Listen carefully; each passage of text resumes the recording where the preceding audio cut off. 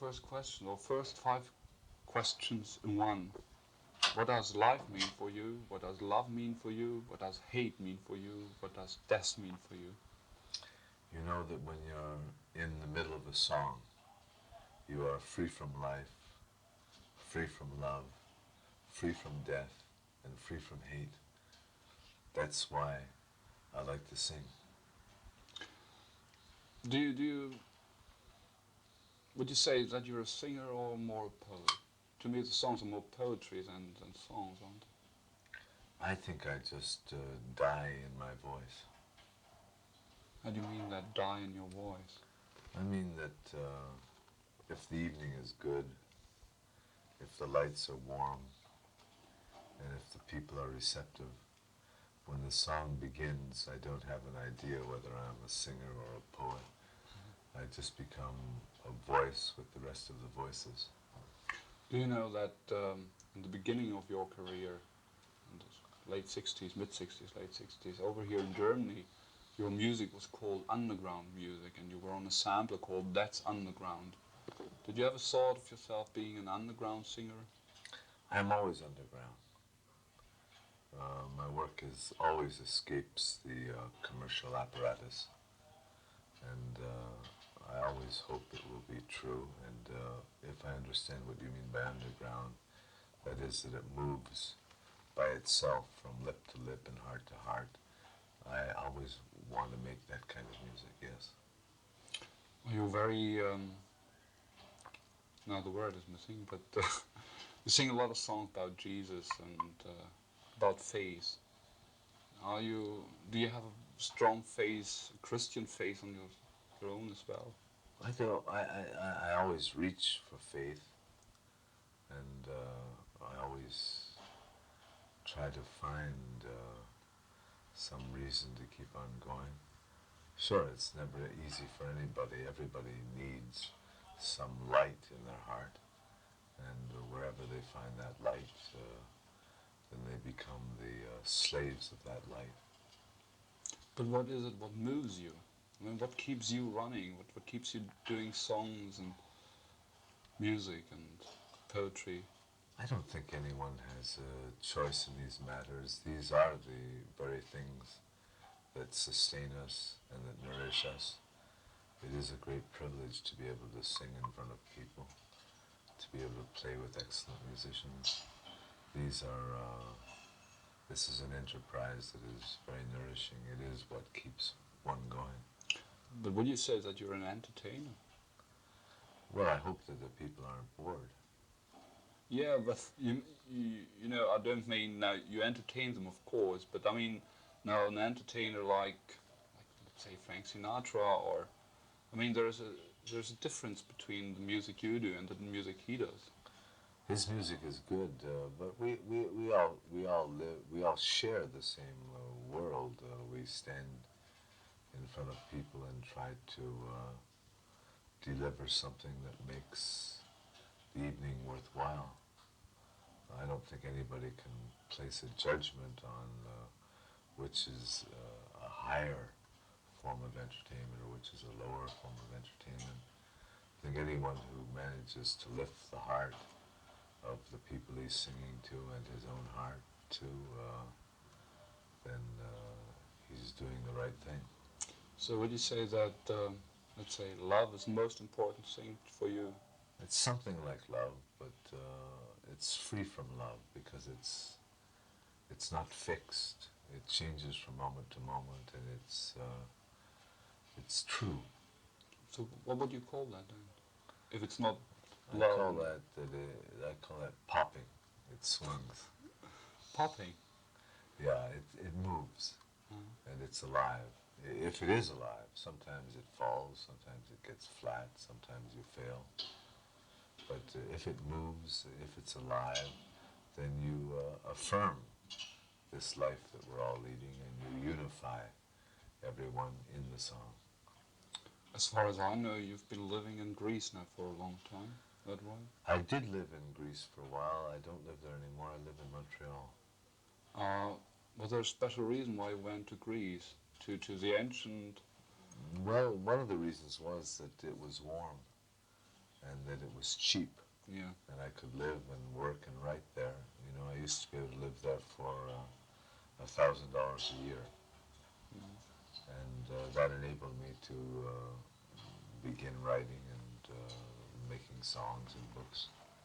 I couldn't afford to do that in my own hometown, and besides, at a certain point in one's life, one wants to get away from the thing one knows so that one can have a kind of perspective on those things. So I went to Greece, and I was very lucky to find another home there. So now, when you live now in Montreal, you lived in New York as well, and in some songs you say you loved New York. Do you miss New York now?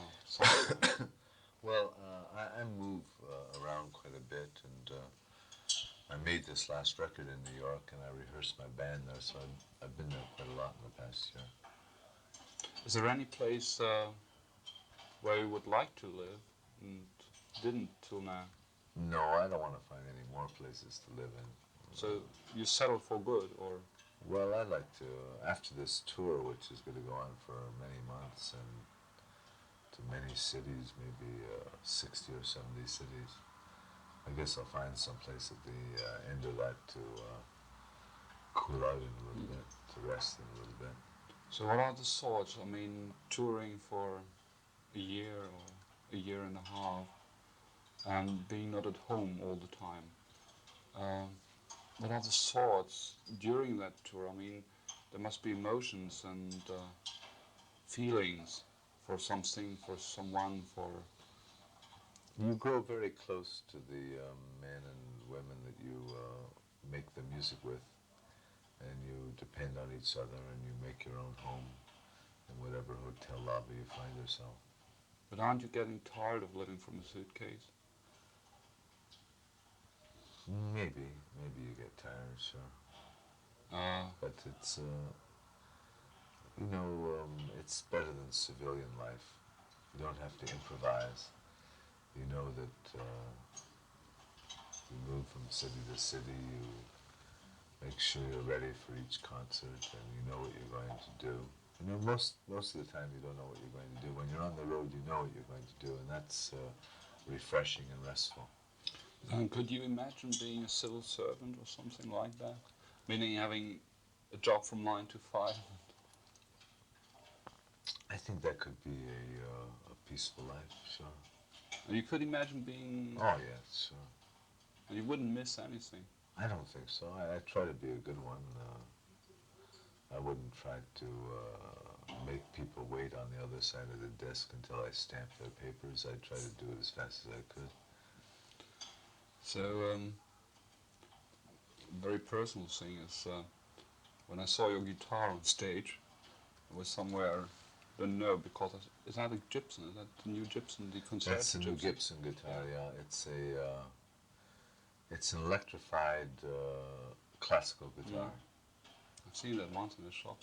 It's a very good little guitar. But you changed a lot of your old songs. You made a modern style to it.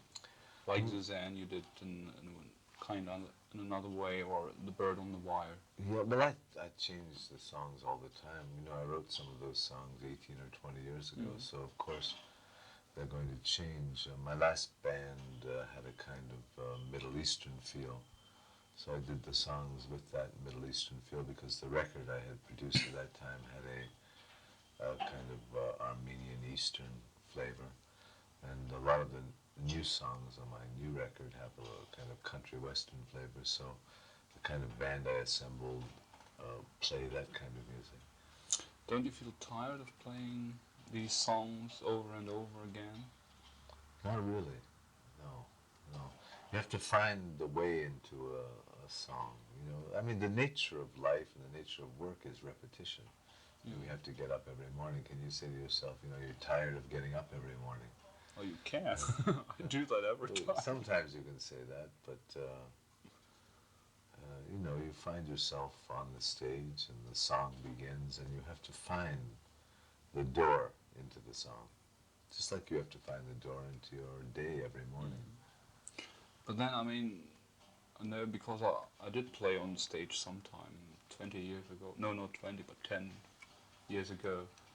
let's say after a month or after 2 months, I was tired of singing the same old songs day, night after night. So I was fed up. So I feel it must be incredible to sing songs 20 years.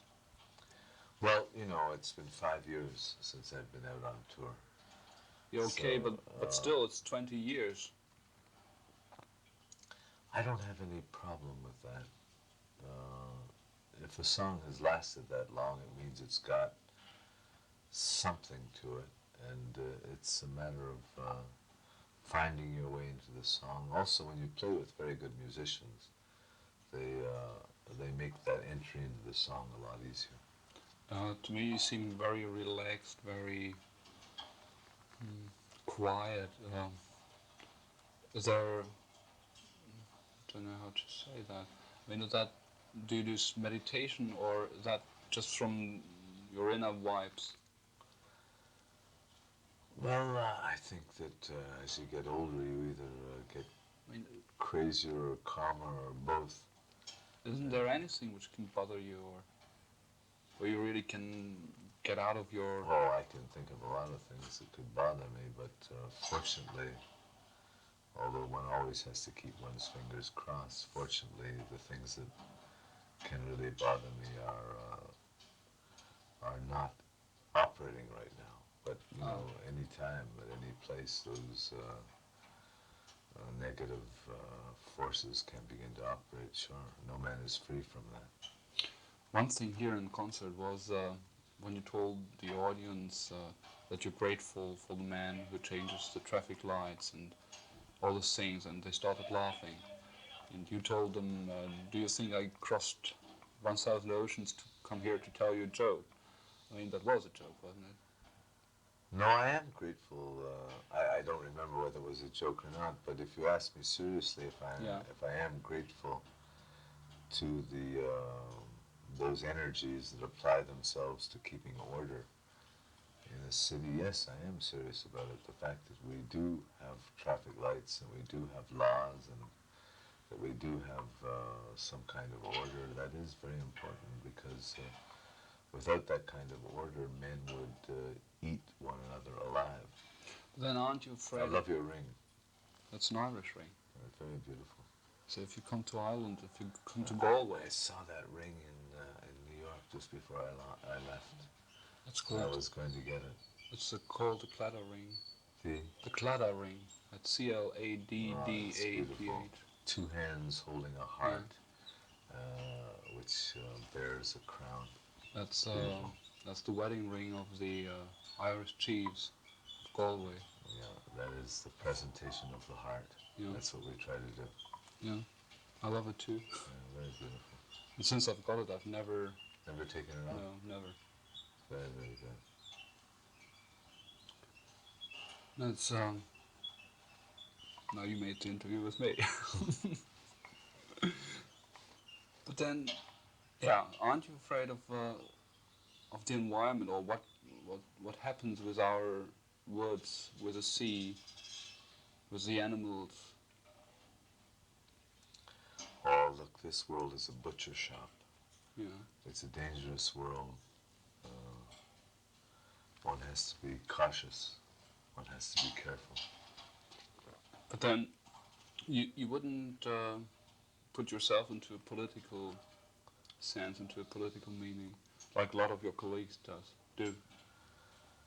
Well, I wouldn't want to confront a political power because political power is very complex. We need political powers. The way the thing is arranged is not all that bad. Mm.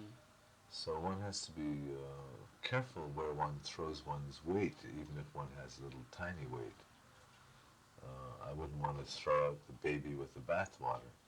Just because I resist some policies of a government doesn't mean I want to destroy a government or destroy the idea of government. We're not sufficiently advanced to live without government. We're not sufficiently evolved to live without authority. When we become sufficiently evolved, then authority will, of necessity, wither away. But we're nowhere near that situation. We need direction. We need leadership. We need authority. We need order. Another thing, if you had the chance of starting all over again, but with the knowledge you've got now, would you do the same things again? I don't know. I don't think that there is a knowledge that really matures. There's a knowledge for each age. There's a 20-year-old wisdom, and there's a 30-year-old wisdom, and there's a 50-year-old wisdom. But the wisdoms are not necessarily interchangeable. What is right for a man of 50 is not particularly right for a man of 20. So I'm not so concerned with reviewing my life and seeing whether I know I made lots of mistakes. I know I've messed up a lot of things, but no, I don't think I would have changed anything, no. So do you miss sometimes, or do you wish sometimes to be, say, 20 again? No, I don't think about that very often, I don't want to go back. I don't want to reverse the wheel of cause and effect. Or do you miss maybe the hotel in New York where you started, where you lived? No, that's gone. I don't spend any time looking back at those things. I don't think it was better then and worse now. Some golden age has passed and now we're in an age of clay. I don't look at it that way. It took some years for the new record. Will it take the same period for the next one as well? I don't know. During that 5 years, I wrote a couple of books, and I did the scenario of a film, and I did a video, and I wrote these songs and several others, and it all seemed to come together at the same time. I don't feel any sense of urgency about putting out a new song. I try hard to write good songs, and it is my life to pick up my guitar with my cup of coffee and see what will happen. What astonished me is that for me you seem always to have a bit of an affection for hotels. I mean, your videos playing in a hotel, a lot of songs playing in a hotel. That's true. That's true. That's true. I've been in hotels a lot. But, I mean, I'm fascinated by hotels myself. So. Yeah, there's something about a hotel that is, there's so many of them and so many different styles and atmospheres. I don't think too much about it. I just find myself in hotels a lot. So what will you do when you finish the tour? Well, God willing, when I finish the tour, I'll take a rest for a while. Don't know where exactly. Write books again, poetry? Oh, I always try to keep on blackening pages. If I'm lucky, maybe something good will come out. Even during the tour now? Do you write? Well, it's hard to write on tour because the life is very rigorous. Get up early, get to the airport, and check in and check out, and get your hotel. Do the sound check, do the concert, do some interviews, go back to the hotel, so that you tend to look at yourself like an athlete. You just want to keep yourself in a proper shape so that you can give the concert. You don't want to be hungover the next day. You don't want to go to bed too late if you can avoid it. You don't want to tear your heart apart with some one-night stand with some beautiful woman in some foreign city, because you know that the next day you have to travel and you have to be ready to give everything you've got. I think all the musicians feel that way. Okay, one last question, because you must be tired. If you could change one thing during a tour, what would that be? Oh, it changed my talent. I'd ask for a bigger one, a heavier one, a greater one. You don't feel it's enough? I feel limited in my work. I feel that I haven't done what I really set out to do. But I haven't finished yet. But you will? Well, I like to write better songs and learn to sing them better. Better than now. I hope so. How will you do that? I mean, Maybe, they are very good. maybe someone will help me. Maybe Yeah. someone will help They are very good, and you sing them as they should be sung, I think. They're okay, but you know, I have a feeling of a vast world that is still unexpressed, and I'd like to find some tongue for it.